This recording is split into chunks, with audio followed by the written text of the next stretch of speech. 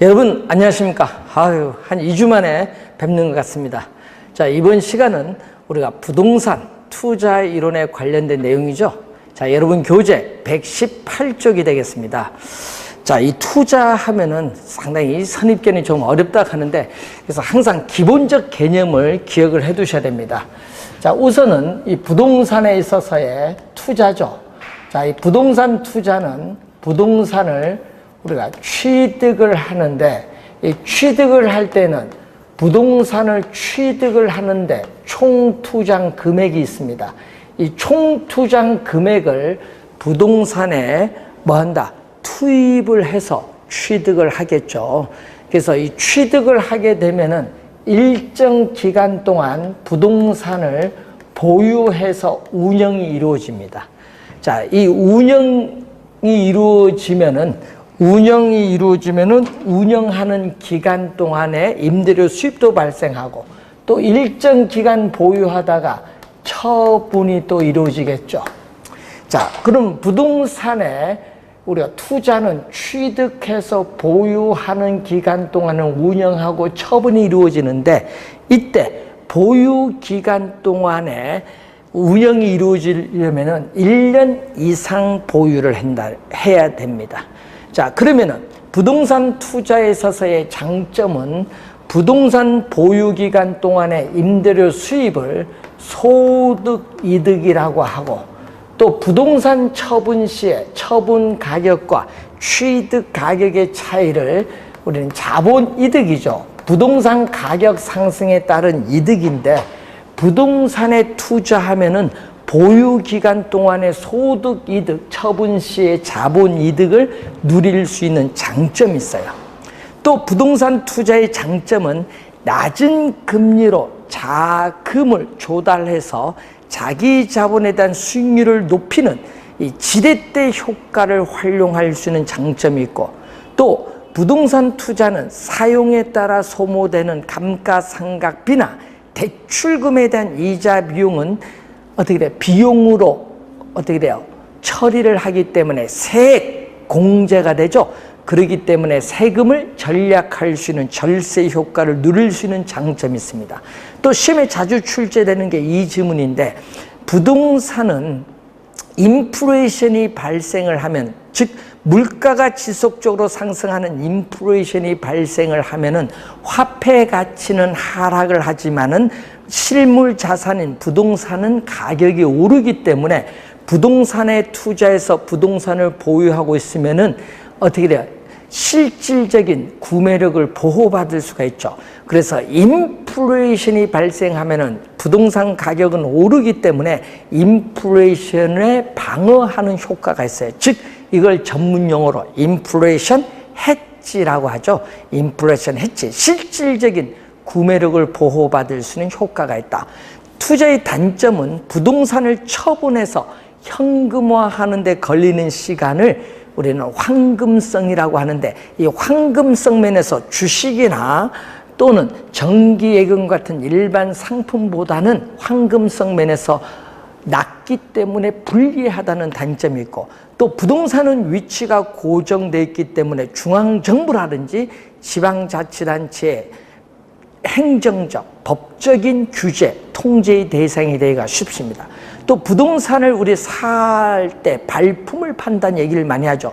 시간과 노력이 많이 든다는 단점이 있고, 또 부동산 거래 시에는 중개 수수료 같은 중개 보수, 법적 수수에 따른 여러 가지 비용, 이 거래 비용이 많이 든다는 단점이 있어요. 그래서 이 부동산 투자의 장점에 있어서 지렛대 효과와 관련해서 이 지렛대 효과에 관련된 개념을 살펴보도록 하겠습니다. 원래 출제도 되는 상당히 중요한 용어가 지렛대 효과입니다.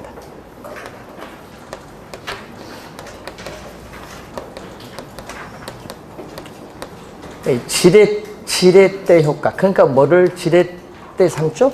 타인 자본, 남의 돈, 타인 자본을 지렛대를 삼아서 투자를 한다. 그래서 이것을 지렛을 레버라고 하거든요. 레버리지 효과라고 하죠. 그래서 이 지렛대 효과는 반드시 뭐를 이용해야 된다? 타인 자본을 이용해야 된다. 그래서 반드시 우리는 타인 자본을 이용을 해야 된다. 자, 반드시 타인 자본, 차입금을 이용을 해야 지렛대 효과가 발생하는데, 타인 자본을 이용을 해서 타인 자본을 이용하게 되면은 뭐가 바뀌냐면 부채 비율이 변해요. 그래서 부동산을 취득을 하는데 총 투자한 금액 중에서 남의 돈, 타인 자본을 얼마나 이용하느냐에 따라서 내가 투자한 금액, 자기 자본이 달라져요. 그래서 작년 시험에는요, 자기 자본은 지분으로 출제했고요. 지분, 타인 자본은 뭐죠? 부채로 출제했어요. 그 작년 시험에는요, 부채 비율을 지분에 대한 부채 비율의 개념으로 출제를 했습니다. 작년 시험에는. 그래서 우선 이 부채 비율의 변화를 줘요. 그럼 부채 비율이 변하죠. 여러분, 남의 돈을 얼마 이용하느냐에 따라서 내가 투자한 금액이 달라지니까, 내가 투자한 금액이 많이 투자하느냐, 적게 투자하느냐에 따라서 또 뭐에 영향을 줘요? 자기 자본, 수익률. 그러면 지분은 자기 자본입니다. 이 자기 자본에 대한 수익률에 영향을 주는데, 자, 문제는 계산 문제도 많이 출제하지만은 또 뭐도 출제해요? 요 수식도 말로서 출제 많이 해요. 하여튼 원래 좀 주의를 많이 해두셔야 되는데, 분모는 뭐죠? 투자한 자기 자본. 자기 자본을 우리는 다른 말로 지분 투자액이라고 해요. 지분 투자액에 대해서 분자가 뭐죠?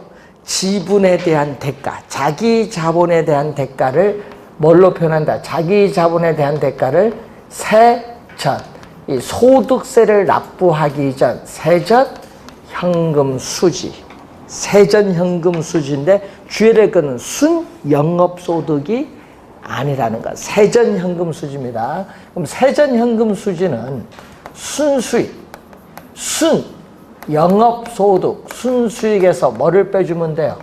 부채 서비스액. 자, 부채 서비스액. 이 지문도 작년에 나오는데, 이 부채 서비스액을 다른 말로 원리금 상환액. 원리금 상환액은 원금 플러스 이자. 매 기간 갚아나가는 원금 플러스 이자를 말합니다. 자, 이걸 계산을 해야 되는데, 여러분 상당히 중요한 수식입니다. 꼭 기억을 해 두시고, 그래서 이 지렛대 효과는 두 가지가 있어요. 하나는 수익금, 금액이죠. 이 수익금 지렛대 효과가 또 하나 있고, 또 하나는 수익률 지렛대 효과가 있어요. 수익금 지렛대 효과, 수익률 지렛대 효과. 자, 금액이 나왔거든요. 수익금. 자, 수익금은 요즘 여러분 뉴스에서 많이 듣는 뭐 갭 투자라는 용어를 많이 들어보는데, 그 갭 투자가 바로 이걸 의미합니다. 뭐를? 전세금. 전세금을 안고 뭐를 하죠? 주택을 매입을 하는 경우를 말하죠. 이때 전세금이 금융기관의 융자를 받은 것과 똑같은 효과를 주는 것을 말합니다. 자, 그래서 여러분 요즘 여러분 많이 나오는 우리 뭐 갭 투자라는 용어가 많이 나오잖아요. 그때는 전세금 안고 주택 매입에서 이득을 얻는 경우입니다. 자, 수익률, 이제 퍼센티지로 따져야겠죠. 수익률 지렛대 효과는 크게 세 가지로 나누죠. 정액 지렛대 효과, 정액 지렛대 효과, 또 뭐가 있죠? 중립적 지렛대 효과가 또 있고, 또 하나가 부.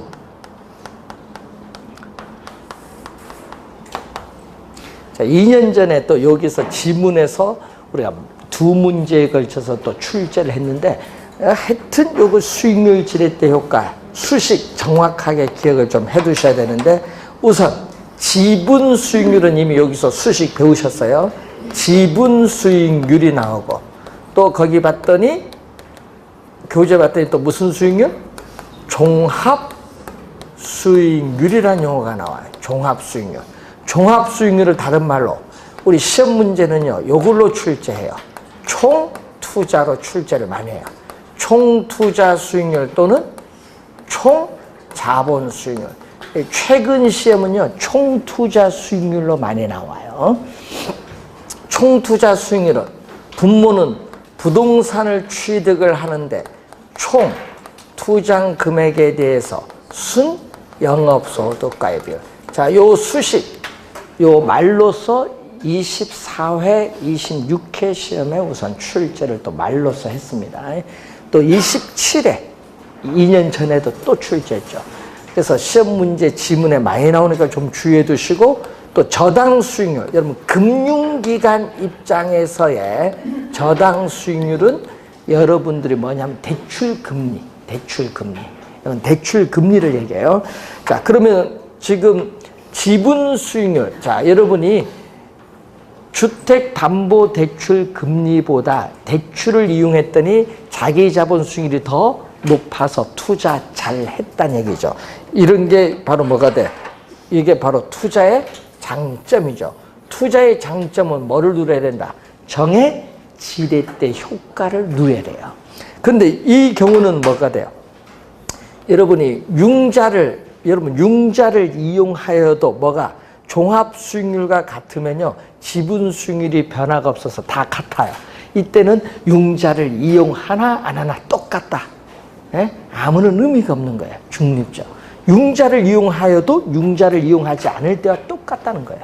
그런데 문제는 융자를 이용했더니 뭐가 됐어요? 대출금리가 자기 자본 수익률이 오히려 떨어져서 대출금리가 어떻게 돼요? 낮아요. 그럼 이건 뭐죠? 대출금리 이자 갚기에도 수익률은 뭐다? 모자라잖아요. 투자 잘못했지. 이런 경우는 투자 잘못했습니다. 그래서 이 관계를 한번 확인해 두시면 되겠습니다. 자, 그러면은 전액 자기 자본으로 투자하면 어떻게 돼요? 만약에 여러분이 융자를 이용하지 않고 타인 자본을 조달하지 않고 전액 자기 자본으로 투자를 한다. 뭐를? 지금 타인 자본을 이용하지 않고 전액 자기 자본으로 투자하는 경우에는 당연히 지렛대 효과는 발생하지 않는다. 여러분, 융자를 이용해야 지렛대 효과를 발생하는 거고, 전액 자기 자본으로 투자하게 되면은 지렛대 효과는 발생하지 않는다.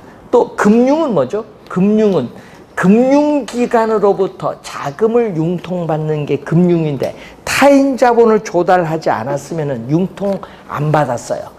금융 없어요. 그러니까 자금을 융통받음으로써 생기는 위험도 발생하지 않는다는 거예요. 전액 자기 자본으로 투자하면.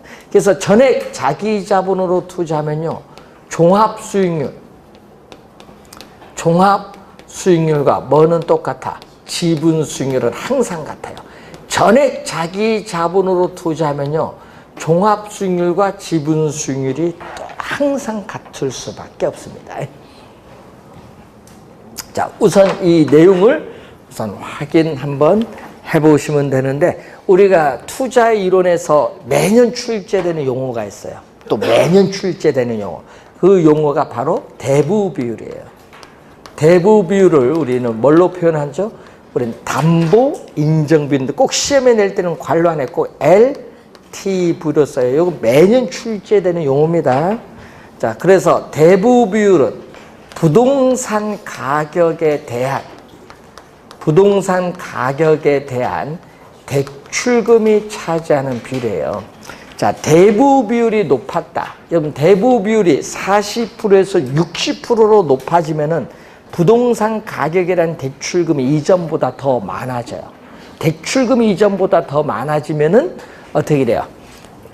이전보다 투자의 지렛대 효과는 커지는 거예요.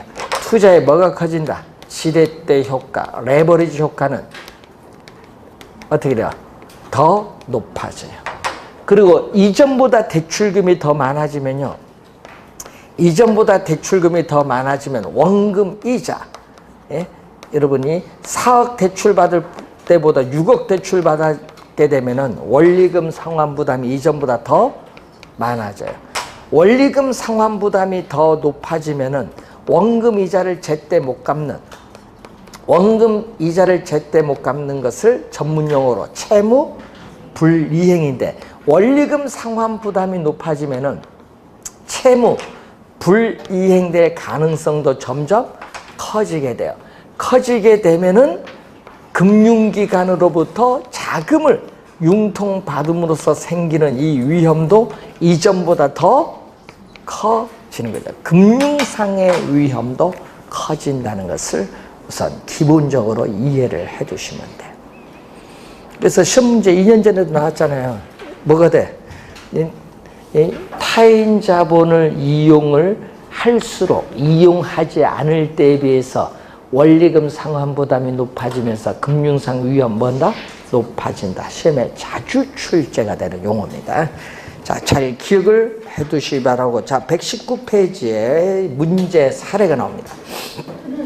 자, 투자 부동산 가격 총 투자 금액은 3억인데 대출은 2억이고 내 돈 1억 투자했는데 대출 조건을 잘 보셔야 됩니다. 대출 기간 만기는 1년인데 대출 이자율은 연 6%로 보고요.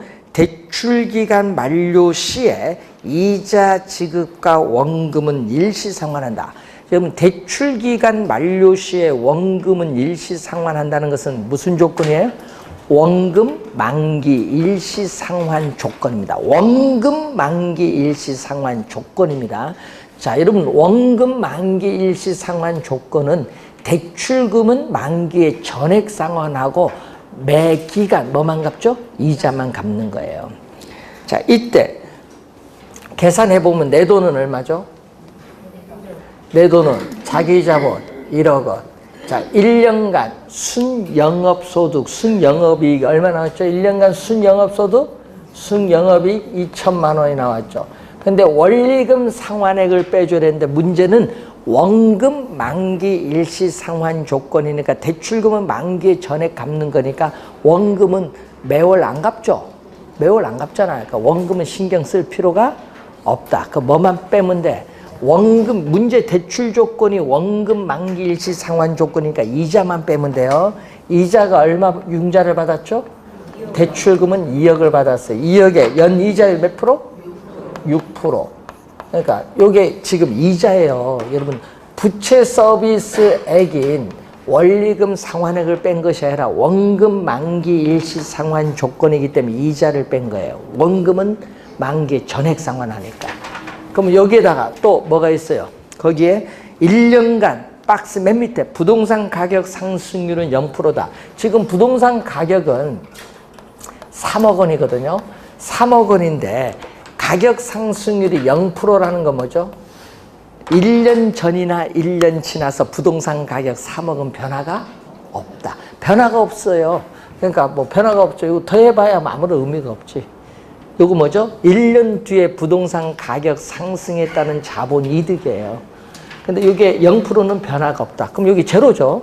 그럼 2천만 원에서 얼마 빼면 돼? 요거 2천만 원에서 1,200만 원 빼면 되죠. 1,200만 원 빼면 얼마? 800만 원이야. 그러면 1억 원에 얼마? 800만 원이죠. 자, 퍼센티지로 가기 위해서 뭐를 곱해준다? 100을 곱해주면 돼. 몇 프로? 8%. 앞으로 여러분 모의고사나 각종 시험에 지분 수익률 계산하는 문제 많이 나오는데 하여튼 잘 봐야죠. 2년 전에도 출제를 또 지문상에 했습니다. 지분 수익률 계산하는 문제 잘 확인해 보시기 바라고. 자, 화폐 시간적 가치로 갑니다. 자, 화폐 시간적 가치를 보면은 현재의 가치. 현재의 가치는 프레젠트 밸류죠. 자, 여러분 현재 1억 원이 5년 후에 미래에 얼마가 되냐? 그럼 얼마가 될까요? 미래는 퓨처 밸류인데 여러분 현재 가치 1억 원이 5년 후에 얼마가 되느냐? 당연히 1억보다 많았어. 1억보다 많은 이유는 뭘 해야 돼? 이자가 붙으니까. 그래서 뭐를 적용하죠? 이자율을 적용해서 뭐 한다? 할증을 하기 때문에 우리가 현재 1억 원은 5년 후에는 1억 원보다 더 많다. 자, 그러면 예를 들어서 5년 후에 1억 원이 현재 얼마냐 하면은 현재 1억보다 작아요. 왜 작냐? 여긴 또 뭐를 해야 돼? 할인을 하잖아요. 그래서 할인율을 또 적용을 해서 디스카운트, 할인을 하기 때문에 그렇다. 그래서 5년 후에 1억 원이 현재 얼마가 되느냐, 이걸 작년에 출제를 했어요. 작년에 5년 후에 1억 원이 연간 할인율이 7%일 때 현재 얼마가 되냐, 작년 출제된 문제. 원리를 묻는 거죠, 결국은. 자, 그럼 예를 들어서 이자를 계산하는 방법은 단위, 이자를 계산하는 방법은 단위가 있고 복리가 있는데, 단위는 이자에 이자를 지급하지 않는 것을 말하고, 우리는 이자 계산할 때 뭐를 적용하죠? 복리 계산을 하죠. 왜? 이자에도 뭐를 지급한다? 이자를 지급하는 복리 계산 방법을 적용합니다. 자, 이 복리를 적용할 때, 연 이자율이 10%다. 10%인데, 현재 가치. 자, 현재 가치, 프레젠트 밸류인데, 현재 100만 원입니다. 자, 현재 100만 원이 1년 후에는 얼마가 될까요? 100만 원보다 많겠죠. 뭐 이자율이 10%인데. 그럼 원금은 얼마죠? 100만 원. 이자는 100만 원에 연이자를 몇 프로? 10% 곱해주면 원금 이자 더해주면 이게 1년 후의 가치. 자, 그럼 100만 원이라는 공통되는 숫자를 묶어냅니다. 그럼 100만 원 묶어내면은 1 플러스 0.1이 돼요. 그럼 관로를 풀면 이렇게 100만 원 1을 곱하면 100만 원이고, 100만 원에 0.1 곱하면 여기 나오는 거예요. 여기 플러스는요, 여기 들어가는 겁니다. 예? 자, 관로를 지금 묶었어요. 그럼 얼마가 나오죠? 이 금액이 110만 원이 나오죠. 그러면 현재 가치 100만 원이 1년 후에는 얼마가 되느냐? 110만 원이 돼요. 그럼 다시 110만 원이 1년 후에는 얼마가 되느냐? 그럼 다시 110만 원 1년 후에 얼마? 원금은 또 얼마죠? 110만 원. 또 110만 원에 몇 프로? 또 10%, 0.1. 원금 이자 더해주면 돼요. 자, 그러면은 또 110만 원이라는 공통되는 숫자를 묶어내면 얼마죠? 1 플러스 0.1이 되는데, 자, 요 수식에서 요 110만 원, 요거거든요. 110만 원짜리 이 수식을 넣어주면 되죠. 대입을 시켜주면은 100만 원 곱하기 얼마? 1 플러스 0.1이 몇 번? 하나, 두 번 곱해지죠. 그러니까 몇 번? 두 번 곱하면 제곱. 여기는 1승. 1년 후일 때는 1승, 2년 후일 때는 뭐? 제곱. 이런 식으로 계속 가죠. 그럼 얼마 나와요? 이게 121만 원이 돼요. 무슨 얘기냐면요. 자, 여러분, 현재 100만 원이 2년 후에는, 자, 현재 100만 원이 2년 후에는 얼마? 121만 원. 여기에 121만 원이에요. 근데 여러분, 단위로 계산하면요, 120만 원이에요. 복리로 계산하니까 121만 원. 왜냐? 이자에 이자가 붙었다는 거예요. 그 얘기입니다. 그래서 우리는 복리 계산하는 거예요. 예? 자, 그러면은 N 년 후에는 얼마일까요? N 년 후일 때는 원금 100만 원에 1 플러스 연이자율 10%에 기간이 몇 년? N년이니까 이게 N승이 들어가면 돼. 자, 원리가 이런 원리입니다. 자, 그러면은 미래가치죠? F, V 미래가치인데 연이자율 R 퍼센티지 N년 후의 미래가치는 100만 원이 무슨 가치? 현재 가치. 100만 원은 현재 가치에 뭐를 곱해주면 돼? 1 플러스 0.1은 뭐더? 10% 연이자율 뭐? R 퍼센티지가 주어졌죠. R의 몇 승? 기간 N승. 자, 그러면은 요 현재 가치 100만 원에 우리는 빨간 수식을 곱해주면 N년 후에 미래의 가치 구할 수 있다. 이때 빨간 수식이 얼마냐? 즉 현재 100만 원이 N년 후에 얼마의 가치가 되는가 구해주는 개수를 말하는데, 이것을 전문용어로 일시불의 미래 가치 개수라고 하죠. 일시불의 미래 가치 개수 또는 일시불의 내 내가계수라고 하죠. 일시불의 미래가치계수를 요게 내가 요거 줄여서 일시불의 미래가치계수를 일시불의 내가계수라고 합니다. 예. 자, PV는 얼마? PV. 자, 여러분 요 PV는 얼마가 돼요? PV는 양변을 뭘로 나눠주면 돼요? 요걸 구하고자 할 때는 양변을 지금 빨간 수식으로 양변을 뭐 해주면 돼? 나눠주면 돼. 빨간 수식 1 플러스 R의 N승으로 양변을 나눠버리면 돼요. 이렇게 돼요. 그럼 또 요 빨간 요 수식이 뭐냐? 자, 10년 후에 미래가치 1억 원이 현재 얼마냐? 구할 때는 또 빨간 수식을 곱해주면 되는데 이 빨간 수식을 우리는 또 뭐라고 하냐면 일시불의 현재 가치계수 또는 일시불의 현가계수라고 해요. 일시불의 현가계수. 일시불의 현재 가치계수를 일시불의 현가계수인데 이 두 수식, 빨간 수식 곱하면은 1이 돼요. 또 약분되니까 곱해서 1이 나오면 이 두 수식은 서로 어떤 관계에 있다? 역수 관계에 있다. 그래서 일시불의 미래가치계수와 일시불의 현가계수는 역수 관계에 있다. 자, 예를 들어 볼까요? 자, 예를 들면은 자, 현재 토지 가격. 현재 토지 가격은 1억 원. 현재 토지 가격은 1억 원. 그리고 매년 집가 상승률 10%일 때, 자, 이렇게 가정을 했어요. 자, 다른 조건은 변화가 없다. 자, 첫 번째, 3년 후에 집가는 얼마냐? 자, 3년 후에 토지 가격 얼마냐? 자, 3년 후에 토지 가격 얼마냐? 3년 후니까 뭐죠? 후니까 미래 가치 구하는 거예요.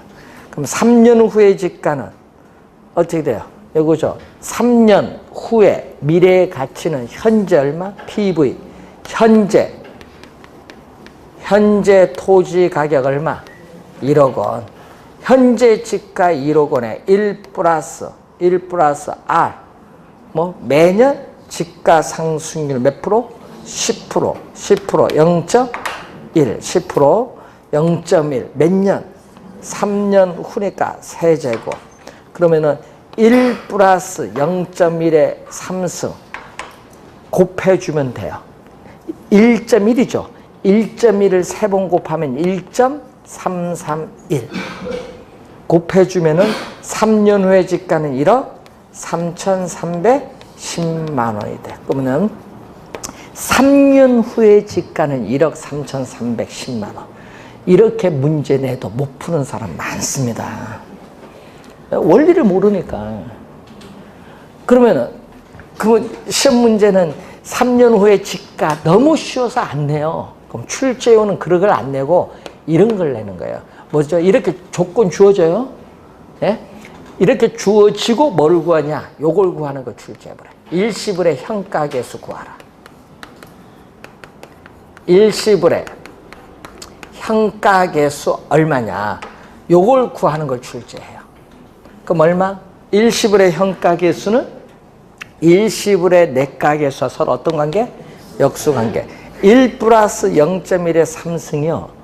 이게 바로 뭐죠? 일시불의 내가계수예요. 그 역수니까 얼마? 1 플러스 0.1의 얼마? 3승분의 1. 이게 정답. 네? 그래서 시험 문제 낼 때는 원리를 이용하는 문제를 출제를 계속합니다. 이 원리, 기본 원리잖아요. 이걸 잘 이용해두고, 그럼 작년 시험에는 요거 나왔잖아요. 작년 시험에는 5년 후에 1억 원이 할인율, 예? 연 할인율 몇 프로? 7%일 때 현재 얼마냐? 작년 출제했어요. 그럼 그럼 현재 얼마? 현재 가치는 5년 후. 5년 후 얼마? 1억 원. 그럼 5년 후에 1억 원이 현재 얼마냐? 할인해야겠죠. 1 플러스 얼마? 할인율 7%, 0.07. 기간 몇 년? 5년. 1.07을 전자계산기에 1.07을 5번 곱해주면 돼.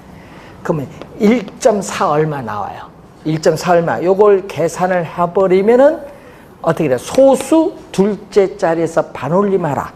소수 두 번째 자리에서 반올림하라. 그럼 예를 들어서 여러분 7, 3, 4 이렇게 가고 갈 거 아니에요. 그럼 예를 들어서 우리 소수 둘째 자리에서 반올림하라. 아니면은 또는 어떻게 돼요? 얼마? 10만 원 단위에서 반올림하라. 반올림하면 4는 반올림하면 제로로 가고요. 7은 반올림하면요 7,400으로 가는 거예요. 그래서 반올림이라 하라 이렇게 내면은 계산을 해보면 얼마 나와요? 약 7,100만 원의 양말. 10만 원에서 우리는 반올림 하라 이렇게 조건이 주어지면 약 얼마 나와 계산하면 7,100만 원. 작년 출제된 문제. 그러니까 기본적인 거 이해하는지 여부를 묻는 문제를 냈습니다. 자, 연금으로 갑니다. 자, 연금을 공부할 때는 자, 기말에 돈 넣는 거, 불입을 하고 기말 돈 받는 거, 수령을 우리는 가정을 해요. 가정을 우선 기말에 불입, 돈을 넣고 또 기말에 돈을 받는 거, 수령을 가정을 했을 때, 그럼 기말입니다. 그러면 현재, 기말이니까 얼마? 1년 말. 매년 말에 불입을 한다는 얘기죠. N은 마이너스 1년 말. 또 몇 년 말? N년 말. 이렇게 주어지겠지. 자, 그럼 얼마 요게? 매년 말에 동일한 금액 A. 예를 들어서 요게 A가 얼마다? 예? 1,000만 원이다. 이렇게 매년 말에 동일한 금액의 연금을 받는데 그 연금을 은행에 계속 적립을 해 나갑니다. 그럼 N년 말 만기가 됐을 때 받을 수 있는 총 금액 얼마냐? 자, 여러분 정기적금 가입하신 분 한번 생각해 보세요. 자, 5년 만기 정기적금 가입을 했어요. 그럼 5년 만기가 됐을 때 여러분 은행에서 돈 받죠? 그 받는 총 금액 그걸 구하는 거예요, 지금. 예? 자, 그러면은 N년 말 A1 넣으면 얼마? N년 말 A1 넣으면은 넣자마자 만기가 되었어. 넣자마자 바로 찼습니다. 만기돼서 이자가 없어. 그냥 A입니다. 그러면 N-1년 말에 A1을 적립을 하면 이자가 몇 년 동안? 1년 동안, 만기 1년 남았잖아요. 1년 동안 이자가 붙어요. 1 플러스 R의 1승. 자, 그러면은 이런 식으로 계속 오면은 1년 말에 A1을 적립하면 얼마 돼요? 1 플러스 R의 얼마? N-.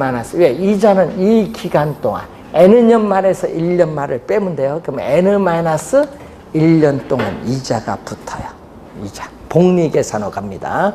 그럼 요 금액을 다 더해준 금액이 바로 N년 말 만기가 됐을 때 받을 수 있는 총 금액이다.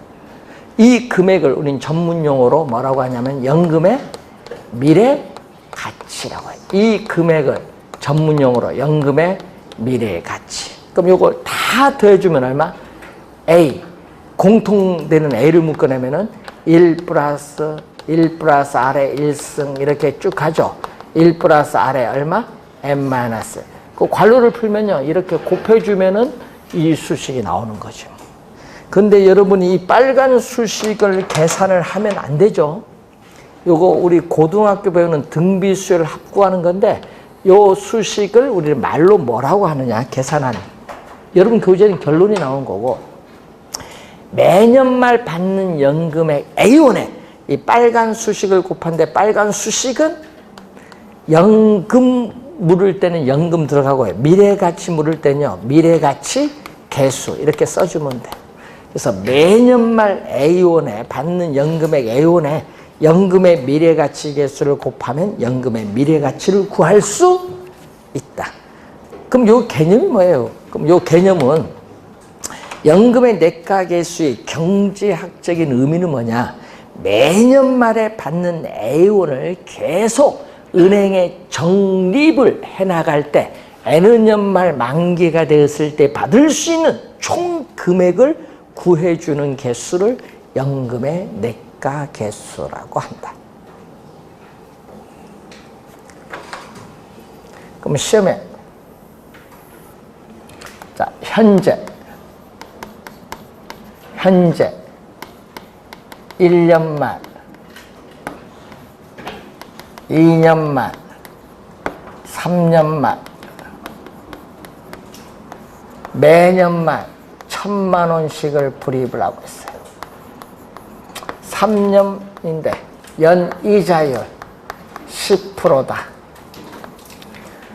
복리 계산한데 3년 만기 됐을 때 받을 수 있는 총 금액 얼마냐?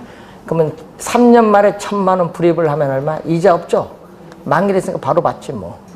그러면은 2년 말에 1,000만 원 불입을 하면은 이자는 몇 년 동안? 10%가 0.2인데 이자는 1년 동안 1서. 자, 얼마? 1,000만 원에 1.1 곱하면 1,100만 원. 자, 1년 말에 1,000만 원 불입을 하면은 이자는 몇 년 동안부터? 이자는 2년 제곱. 그러면 1.1의 제곱은 1.21. 1,000만 원에 1.1을 곱해주면 1,210만 원. 요거 다 더해주면요. 3년 말 만기가 되었을 때 받을 수 있는 총 금액 얼마? 3,310만 원. 3,310만 원이 구하고자 하는 답. 그럼 시험 문제는 이렇게 숫자 주어지고 보통 내봐야 3, 4년이야. 그거 계산하는 문제 낼 거 아니에요. 그러니까 원리를 알아야 풀지. 그럼 시험에 내면 3, 4년입니다. 왜? 여러분 N년 하면 여러분 계산 못해. 등기술 모르는데. 그러니까 3, 4년만 출제해요. 자, 여기서 A는 얼마? 그럼 자, 여기서 A는 또 양변을 뭘로 나눠주면 돼요? 빨간 수식으로 양변을 나눠주면 돼요. 자, 여러분 이 빨간 수식으로 양변을 나눠주면 돼요. 나눠주니까 얼마죠? 연금의 내과계수로 양변을 나눠줬는데 문제는 또 이 수식을 뭐라고 하느냐 얘기지. 연금의 내과계수분의 이 수식, 용어가 어려워서 시험에 많이 내는 거야. 이 개념, 여러분 2년 전에도 요게 정답 물었잖아요. 개념 많이 냅니다. 감채기금계수라고 해. 요 두 개 곱하면 또 얼마? 요 두 개 곱하면 약분되니까 1. 그럼 연금의 내과계수와 감채기금계수는 무슨 거죠? 역수. 연금의 내과계수와 감채기금계수는 역수관계에 있다. 시험에는 이렇게 내죠. 연금의 내과계수의 역수는 연금의 현가계수이다. 보면 맞는 것처럼 보이죠. 자, A는 얼마? 여기서 연금의 미래가치. 자, 여러분 이게 뭐죠? 아까 만기되었을 때 받을 수 있는 총 금액이잖아요. 자, 예를 들어서 여러분 5년 후에 주택 구입자금 1억 원을 마련하기 위해서 정기적금에 가입을 했어요. 정기적금에 가입을 했을 때 매기간 불입을 해야 될 적립금, 적금액을 구해주는 개수를 감채기금계수야. 여기에다가 뭐를 곱해주면 돼? 감채기금계수를 곱해주면 되지. 감채기금계수. 몇 프로? 우리가 R 퍼센티지 몇 년? 5년이죠. 5년. 5년의 감채기금계수를 곱하면 매 기간 불입을 해야 돼. A. 매 기간 불입을 해야 될 적립금. 자, 여러분 5년 후에 1억 만들기 위해서 정기적금에 가입했어요. 은행에 매월 얼마씩 적립해야 되느냐. 매월 불입하는 돈 있죠? 그걸 구하는 거예요. 그걸 구할 때 뭐를 적용한다? 감채기금계수. 여러분 2년 전에는 요 감채기금계수를 곱하여 이렇게 나와야 되는데 2년 전에는 연금의 현가계수를 곱하여 이렇게 출제했어요. 여러분 항상 기본 개념을 잘 이해를 해 두셔야 됩니다. 감채기금계수 개념 시험에 많이 나와요. 개념 잘 이해를 해야 돼. 감채기금계수 개념이 뭐냐? 시험에 많이 나오기 때문에 좀 잘 이해를 해 두시고, 자, 이번은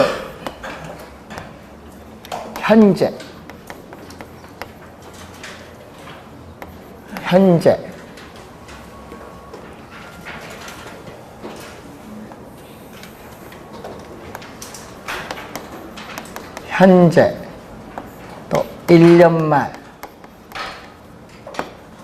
2년 말 몇 년? N은 년 말, 또 매년 말에 동일한 금액의 연금을 받고 있어요. 자, 이렇게 매년 말에 동일한 금액 연금 애원을 받는데 나는 매년 말 안 받겠다. 현재 한꺼번에 일시불로 받고 싶다 할 수 있어요. 자, 우리나라 국민연금도 초창기에 일시불로 지급했습니다. 그러면은 1년 말 A원은 현재 받으려면 A원 안 주죠. 왜? 할인을 해야지. 현재 주려면. 그럼 A원을 할인을 합니다. 그럼 할인을 하면은 A원보다 작을 텐데 몇 년? 기간 1년이잖아요. 그럼 1서 할인했어요. 이 금액을 주는 거예요. 그럼 2년 말에 A원은 또 A원을 안 주죠? 또 할인한 금액을 줘야지. 얼마? 1 플러스 R의 기간 몇 년? 2년이니까 최고. 자, 이런 식으로 오면은 N년 말 A원은 얼마죠? 기간은 몇 년? 할인을 하긴 하는데 기간은 N년, N스. 이 금액을 다 더해 준 게 현재 일시불로 한꺼번에 받는 돈이에요. 이걸 뭐라고 해요? 이거 다 더해 준 것을 우린 전문 용어로 연금의 뭐라고 하죠? 현재 가치라고 해요. 연금의 현재 가치. 그럼 다 더해줬거든요. 그러면 A라는 공통수를 묶어내면 얼마죠? 1 플러스 R의 1승분의 1. 1 플러스 R의 제곱분의 1. 이렇게 가죠. 1 플러스 R의 N승분의 1. 이렇게 나오죠. 이것도 괄호를 풀면은 이렇게 전개시키면 이게 나오는 거예요. 자, 이때 또 요 수식에서, 자, 이 수식에서 빨간 수식이 얼마냐? 빨간 수식. 계산 또 할 필요가 없죠? 요 말 보면은 연금 또 나오니까 또 뭘 붙이면 돼? 연금. 또 현재 가치 구할 때는 또 현재 가치 계수해주면 돼. 그래서 매년 말에 받는 연금의 A원에 연금의 현가 계수를 곱하면 연금의 현재 가치를 구할 수 있다. 자, 이런 게 있거든요. 자, 여러분 상가, 여러분 건물, 상가 건물로부터 매년 임대료 수입. 자, 상가 건물로부터 매년 임대료 수입 5천만 원. 자, 상가 건물로부터 매년 말에 임대료 수입 5천만 원을 받고 있다. 자, 5년이 경과했을 경우에 예, 상가 건물을 구입을 할 수 있는 상가 건물의 현재 가치는 얼마냐 물어버립니다. 그러면 얼마야? 5천만 원 할인해서 할인율 나오겠죠? 할인율 5%다 나오겠지. 그러면 할인해서 다 더해준 그 금액이 상가 건물을 구입하기 위한 최소 가격이 나오는 거예요. 이런 걸 알아야 될 거 아니에요. 그러면 그걸 구해서 지금 현재 부른 가격 얼마냐? 야, 비싸게 불렀네? 안 사. 이렇게 판단해야지. 그냥 여러분은 뭐 머릿속으로 판단도 안 하고 근거 대략하면 좀 근거 돼야 될 거 아니에요. 요즘 중개사분들은 근거 안 돼. 그러니까 소송당하지. 요즘 상가 분쟁 소송 얼마나 많은 줄 아세요? 분양 가격이 적정한가 따져봐야 될 거 아니에요. 그거 잘못 거래하면 소송 들어옵니다. 여러분한테. 누구한테 들어와? 공인중개사한테. 여러분 얼마? 보증보험 1억이죠. 소송은 그게 아니에요. 소송에 10억대 소송 들어올 거 아니에요. 뭐 5억대. 그럼 여러분 지면 다 갚아야 돼. 1억까지는 보상해 주지만 보험에서. 그래서 여러분 분석 잘 해야 돼요. 이제 말 장난하는 시대는 지났어요. 예? 근거 서류 보여주고 요거에 대해서 가격이 어느 정도인데 요거 하겠습니까 해서 거기 도장 다 받아놔야 돼. 그래서 나중에 소송 되면 도장 찍었지 않느냐, 무슨 말을 다른 말을 하느냐 이렇게 딱 가야지. 예? 그냥 뭐 말장난 절대 안 통합니다. 소송 가면은 근거 자료가 있어야 돼요. 요즘 분쟁 안 그래도 그저께 분쟁 하나 또 해결해 줬어. 있잖아요. 뭐 위례 같은데 보세요. 상가 안 나가죠. 분양가 비싸죠. 그 적정한가. 동탄 안 나가요. 동탄 2 안 나갑니다. 상가 분양가 비싸니까 그 적정한가 따져봐야지 다 이런 거는. 잘못 거래하면 큰일 납니다. 이제 그래서 이 중요한 거 이런 거예요. 현재 가치고 하는 게. 자, 그럼 여기서 A는 얼마죠? 또 A는 양변을 또 빨간 걸로 양변 나눠주면 돼요. 연금의 현재 가치 곱하기 나눕니다. 연금의 현가 개수분의 1로 나눠준대. 또 이 수식을 뭐라고 하느냐 이거지. 이 수식을 우리는 또 전문 용어로 뭐라고 하냐. 저당 상수라고 해요. 저당 상수. 요 두 개 곱하면 또 얼마죠? 또 요 두 개 곱하면 약분하면 1이니까 또 두 수식은 어떤 관계? 역수관계. 연금의 현가계수와 저당상수는 역수관계에 있다. 자, 이 A를 얼마냐 구해보는데 연금의 현재 가치가 얼마인지 아세요? 연금의 현재 가치, 현재 일시불로 받는 금액 아니에요. 자, 여러분 주택 융자금은 금융기관으로부터 현재 일시불로 대출받아요. 그러니까 이거는 주택 융자금이 뭐를 의미한다? 금융기관의 뭐? 대출금이죠. 대출금에 뭐를 곱해주면? 대출금에 저당 상수를 곱해줘야죠. 예? 대출금. 몇 년이냐? 뭐 N 년이다. 만기. 몇 년 대출 받았느냐? 곱해주면은 뭐가 나와? 요 빨간 수식이 매기간. 금융기관으로부터 대출받았을 때 매기간 갚아나가는 부채 서비스액을 다른 말로 원리금 상환액이라고. 원리금 상환액.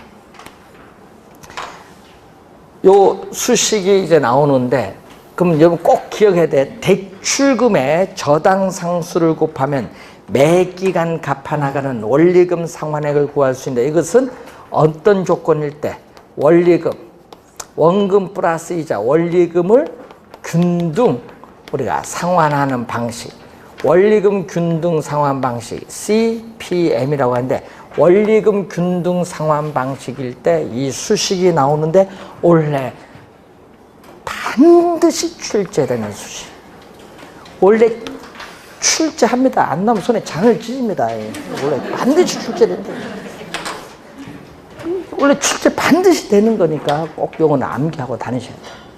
대출금의 저당 상수를 곱하면은 매기간 갚아나가는 뭐를 구할 수 있다? 원리금 상환액 구한다. 어떤 조건일 때? 원리금 균등 상환 방식일 때. 자, 원리금 균등 상환 방식 그림이 하나 거기 나오죠.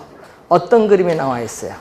자, 원리금 균등 상환 방식에 거기 그림을 보게 되면 이런 그림이 거기에 나와 있어요. 만기가 되는데 여기에 이자, 지급, 곡선, 원금, 상환, 곡선입니다. 자, 원금이, 자, 첫 번째, 여기서 첫 번째 달에 예를 들어서 원금이 10만 원이다. 이자는 90만 원이다. 그럼 원금과 이자를 더한 원금 플러스 이자는 얼마? 100만 원이지. 예? 그래서 원리금 균등이라는 것은 이렇게 만기까지 대출기간 내내 이렇게 동일한 금액 얼마? 100만 원을 상환해 나가는 방식이죠. 이게 바로 원금 플러스 이자. 이게 바로 원리금 상환액을 의미하는데, 이렇게 만기까지 대출기간 내내 동일한 금액 원리금을 상환해 나가는 방식을 원리금 균등 상환 방식이라고 해요. 자, 요걸 잘 기억해두고, 자, 보세요. 만기에 가까이 갈수록 원금 상환 곡선의 기울기와 이자 지급 곡선의 기울기는 만기에 가까이 갈수록 급합니다. 급하고 또 주의해야 될 것은 만기에 약 얼마? 만기에 약 3분의 2, 60, 한 7% 정도 되는데 만기에 약 3분의 2 정도 지났을 때 대출금의 약 반, 50%가 상환되었다고 일반적으로 본다. 그러면 처음에는 어떻게 돼? 이자 지급액이 가장 많고 원금 상환액이 가장 낮죠. 그럼 기간이 경과할수록 어떻게 돼요?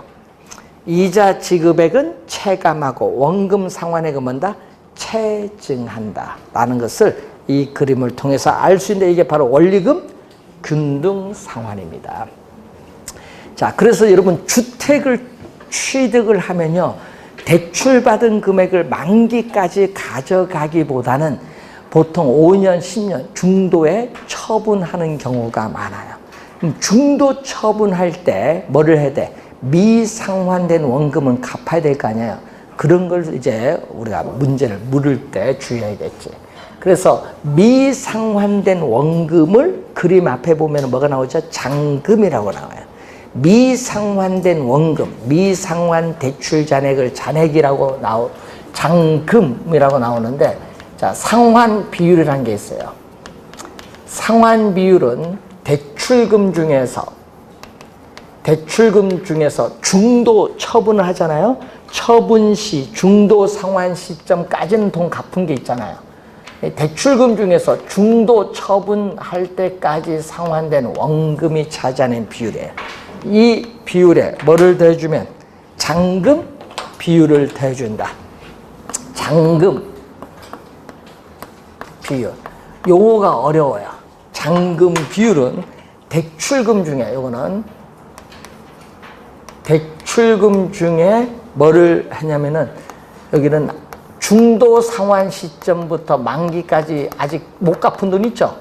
미상환된 원금이 차지하는 비율인데, 그럼 분모는 대출금 같으니까 분모 같고 분자 상환된 원금과 미상환된 원금 더해주면 대출금이 돼요. 약분하니까 얼마? 예. 상환 비율과 잔금 비율을 더해주면 1이 된다는 거예요.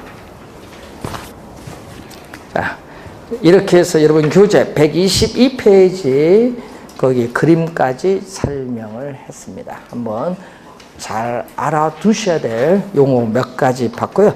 잠시 쉬고 123페이지 위형부터 들어가겠습니다.